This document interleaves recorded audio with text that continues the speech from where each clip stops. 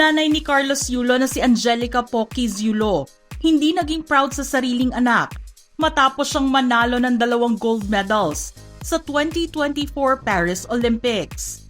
Girlfriend naman ni Carlos Yulo, umalma sa sinasabi ng nanay ni Carlos tungkol sa kanya at sa kanilang money issues. Ito ang buong storya.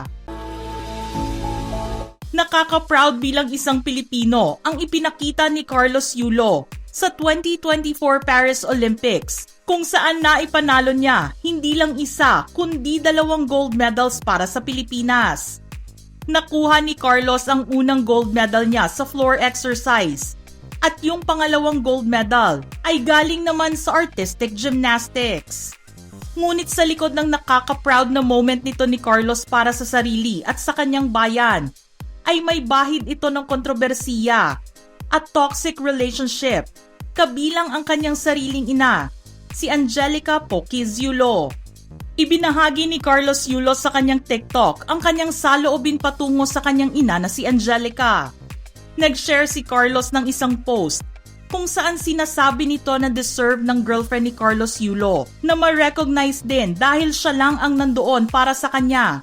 Pero ang sariling pamilya ni Carlos ay hindi siya sinusuportahan. Mismo ang sariling nanay ni Carlos ay hindi siya sinuportahan at kumampi pa sa Japan sa kanyang social media post kahit nakalaban ito ni Carlos. May mga magulang pala na talagang ganyan. Nag-post kasi noon si Angelica sa kanyang Facebook account na nagsasabing, Japan pa din talaga. Lakas! Kahit na nandoon si Carlos sa competition. Binalikan ito ng mga netizens matapos manalo si Carlos ng gold medal. At ayon sa kanila ay karma nga naman ito para sa kanyang nanay.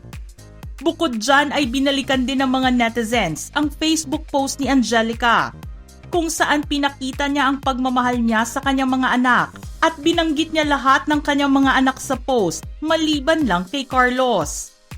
Nagsalita naman at nagpaliwanag si Angelica sa hindi nila pagkakaunawaan ni Carlos at ang naungkat na money issues. Sinisisi ni Angelica ang mismong girlfriend ni Carlos na si Chloe San Jose ang dahilan ng kanilang kaguluhan. Ayon kay Angelica na inilalayo daw ni Chloe si Carlos sa sariling pamilya kahit na gustong-gusto na nila itong makasama, lalo na noong pandemic. Hindi daw maganda ang impluwensya ni Chloe, lalo na noong nagrereklamo daw ang coach ni Carlos sa pagstay ni Chloe sa bahay para sa mga atleta lamang. At hindi daw papayag si Angelica sa pagstay niya doon dahil menor de edad pa lang si Carlos noon at hindi ito appropriate. Iginiit naman ni Angelica na intact pa rin ang pera ni Carlos na nasa bank account na under ng pangalan ni Angelica. Pag-amin naman ni Angelica na hindi nila sinimot ang pera ni Carlos pero may kaunti daw silang ginastos doon para sa pagpapatayo ng bahay. Paliwanag ni Angelica na remembrance daw ito para kay Carlos, nakatas ng paghihirap niya sa pagiging atleta. Umalma naman si Chloe sa mga tirada ni Angelica laban sa kanya. Sa kanyang Facebook post, sinabi ni Angelica na, Mother dear, I'm going to hold your hand when I say this. Pero wait ka lang. Tapusin lang po namin yung vault finals. Paki-on na yung comment section po Hindi yung nagdi-delete ka pa at naka-off ang comment section. Dagdag pa ni Chloe, Japan pa din talaga. Lakas. Ba't malakas din naman si Carlos Yulo? God is with him. Nag-reply naman si Chloe sa comment section ng mga netizens na nagpahiwatig ng suporta para sa kanya. Ayon dito ay may sariling pera naman si Chloe at hindi talaga siya dapat maituturing na gold digger.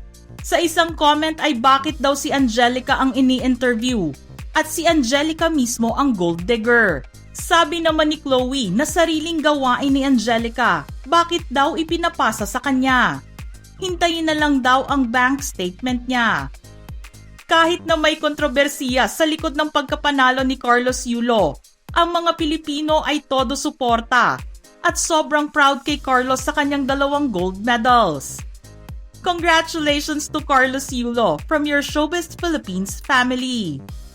Ano ang masasabi nyo sa mga tirada ni Angelica Yulo? at mga kontrobersiya sa likod ng pagkapanalo ni Carlos Yulo? Just comment below.